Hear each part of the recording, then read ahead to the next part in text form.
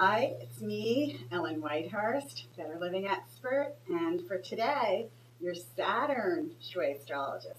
That's right, we're going to talk about Saturn moving or shifting. Saturn's on the go on October 5th. Saturn, for the last 2.5 years, has been sitting in Libra, teaching all Librans some really, I won't say hard, but I'll say a little difficult life lessons. Sometimes that's how Saturn gets its point across, is through difficulties. And then sometimes, depending where other planets are, when Saturn shifts and moves into another house or into another sign, then Saturn can teach those same lessons with a much bigger, better degree of efficiency and much easier. And that's what this next Saturn shift is going to be. A lot easier than the last one. So on October 5th, okay, that's twice I said it, mark it on your calendars. October 5th, Saturn is shifting. After spending 2.5 years in Libra, it's moving and on the go into Scorpio. Okay, so Scorpio, you've got some big life lessons coming to you, but we'll cover that in a couple of minutes. Libra, you're off the hook, baby. That was a tough 2.5 years. Now, when Saturn changes signs, Saturn will stay for another 2.5 years in Scorpio.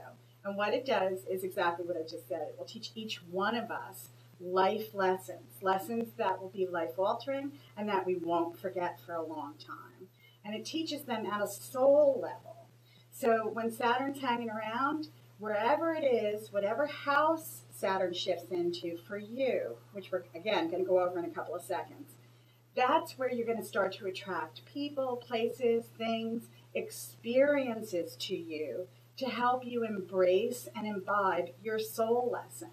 Because the idea here is that at the end of this 2.5 years, the lessons that you've learned will allow you to triumph and bring you to victory and success over every obstacle in your life. And we like victory, don't we? We love success. Me loves some success. Oh, yes, we does. Okay, so that's what we're going to talk about today. Where is Saturn going for your sign? And I'm going to give you some feng shui advice to make sure that you can really take great advantage of the great stuff, and the challenges, the little bumps in the road won't be so bumpy. Okay? All right, let's go to Aries. Okay, Aries. Saturn on October 5th will be shifting into your 8th house of other people's money. So this is not your house of finances or income. This is other people's money. This speaks to debt, insurance, inheritance, scholarship, loans, mortgages. Get the idea? Other people in charge of money that you're going to get.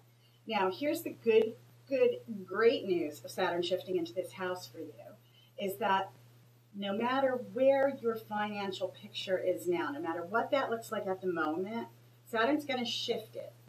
If you commit and work hard to keeping control of your debt, to keeping an eye on your finances, during this next 2.5 years, you're not going to have to worry about where money's coming from at all. That doesn't mean that there's going to be an avalanche of funds coming your way, or maybe it does. I don't know.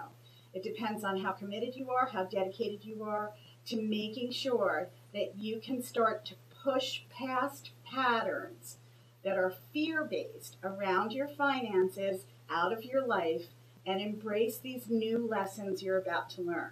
But here's one promise I can truly make. Whenever you need money during this next 2.5 year Saturn transformational shift, it will come even if it's at the 11th hour. You will never want for anything. Now, speaking of want, it may not be money for things you want, but your needs will be taken care of. That's a promise straight from Saturn. So that's good news for this Saturn shift. The 8th house is also the house of intimacy. Aries, you're a warrior. You're an aggressive warrior.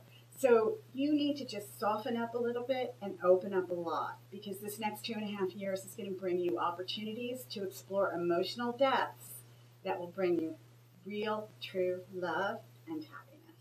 Okay, so Aries, with Saturn shifting into your 8th house of other people's money, you would think that maybe I would give you a prosperity cure or something from the world of feng shui that would bring more financial freedom in. No, not this time around, because it's other people's money that we're concerned about. I want you to activate or trigger the energies of your helpful people area. And here's how you're going to do that. First, if you don't know where Helpful People is, go to ellenwhitehurst.com, click on the Bogwell link, and pull it down, and then find the location for Helpful People. It's the lower or front right-hand corner of your living space. Into that area, I want you to put a glass or crystal bowl, okay?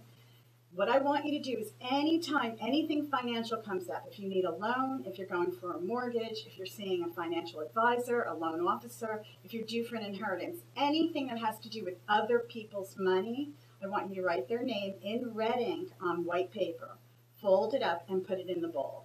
Leave it in the bowl for as long as you want. You can leave it there for the whole 2.5 years if you'd like, or if your intention comes to pass, go ahead and take it out or even replace it with other names.